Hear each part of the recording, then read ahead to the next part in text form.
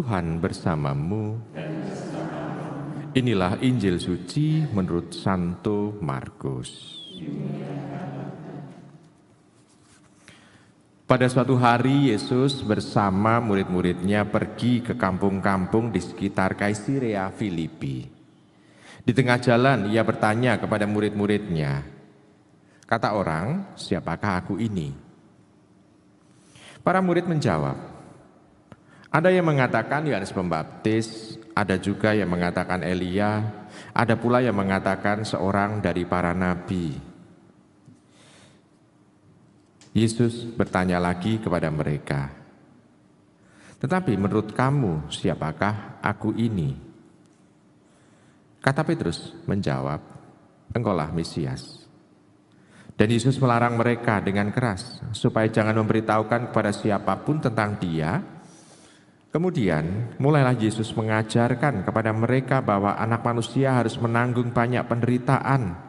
Ia akan ditolak oleh para tua-tua, imam-imam kepala dan ahli-ahli Taurat, lalu dibunuh dan bangkit sesudah 3 hari. Hal ini dikatakannya dengan terus terang.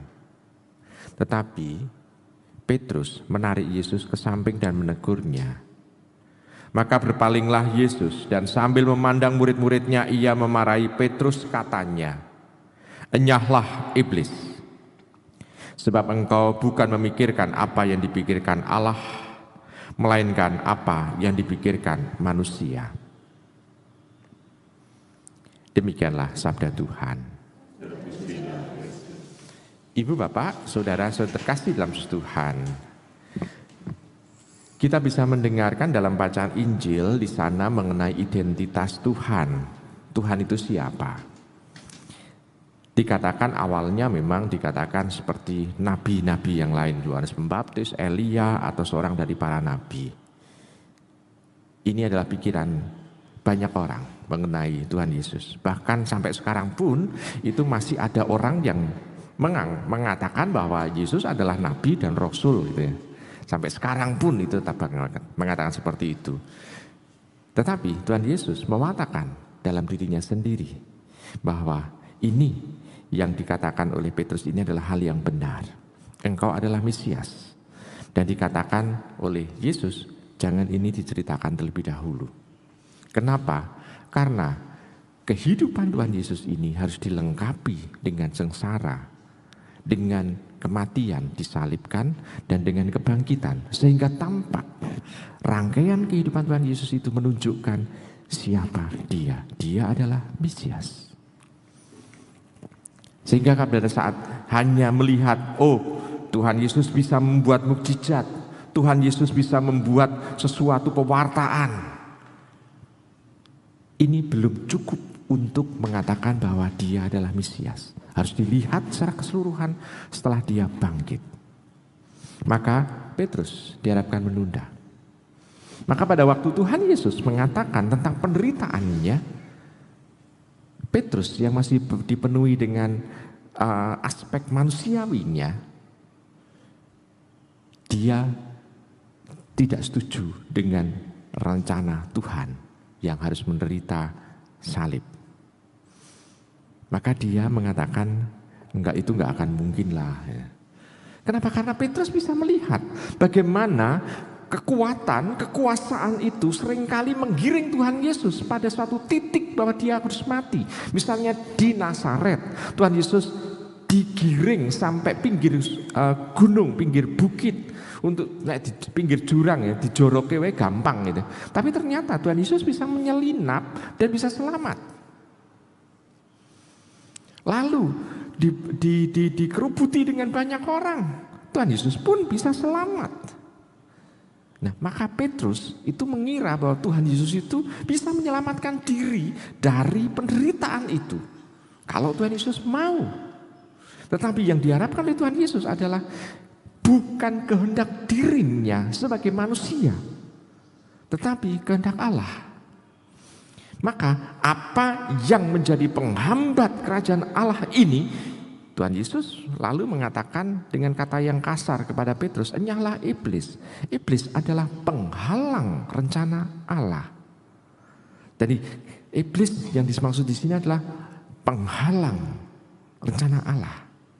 Maka kalau rencana Allah ingin juga untuk membahagiakan kita dan ada kekuatan untuk menghalangi kebaikan-kebaikan kita ini adalah kekuatan iblis juga yang bekerja sama dengan pikiran kita juga.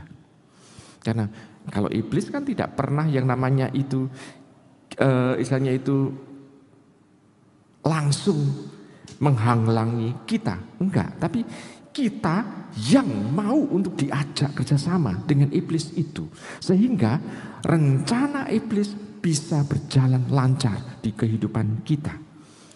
Nah, kalau kita melakukan dosa, itu kan bukan hanya melulu iblis, tetapi karena kita mau bekerja sama dengan iblis, sehingga tindakan-tindakan kita ini itu karena kerjasama kita dengan iblis.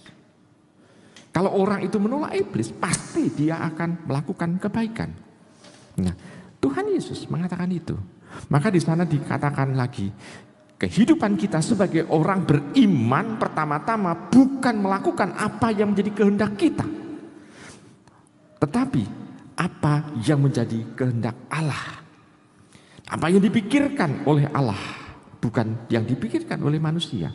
Maka dalam kehidupan kita sehari-hari, hendaknya kalau kita mau tahu apa yang direncanakan oleh Tuhan, apa yang dipikirkan oleh Tuhan, maka kita ada gerakan untuk senantiasa mau dekat dengan Tuhan, supaya kita bisa satu channel dengannya, supaya kita bisa melakukan apa yang menjadi kehendaknya. Kalau kita jarang untuk kontak dengan Allah, bagaimana kita bisa mengetahui kehendaknya?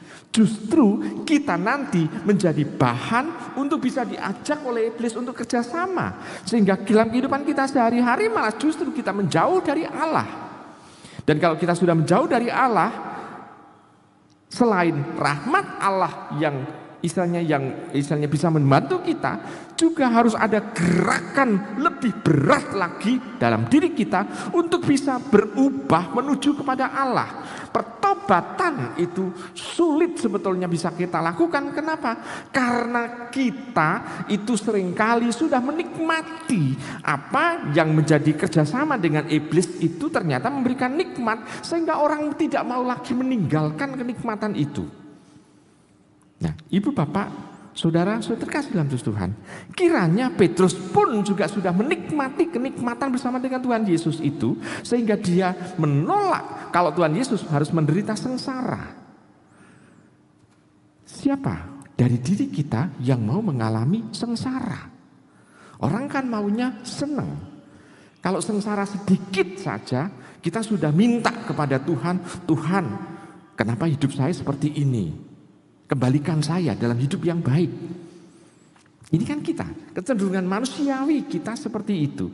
Nah, Tuhan menginginkan supaya kita pun dalam kehidupan beriman itu bisa menunjukkan yang penting adalah rencana Tuhan.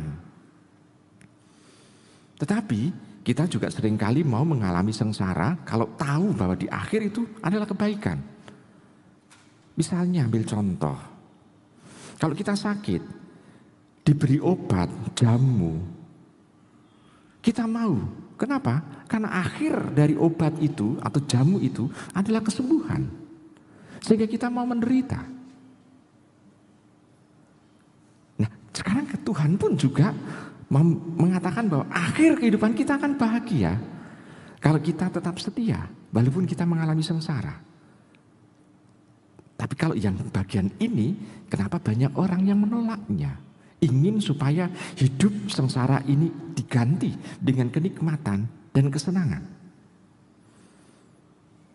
Padahal Tuhan itu memberikan contoh teladan bagi diri kita, bahwa untuk menunjukkan bahwa dirinya adalah Mesias, dia harus mengalami sengsara. Ada apa sih yang dalam diri kita? Kita bisa melakukan itu karena kita itu sudah bekerja sama dengan iblis. Maka mari kita mencoba untuk membersihkan terus-menerus hati kita, pikiran kita, supaya pikiran kita dan hati kita dipenuhi dengan Allah sendiri, sehingga kita mampu untuk menjadi apa yang dipikirkan oleh Tuhan, apa yang direncanakan oleh Tuhan bisa terwujud dalam kehidupan kita. Saya percaya dan saya yakin panjenengan semua mampu untuk melakukan hal itu. Selamat merenungkan.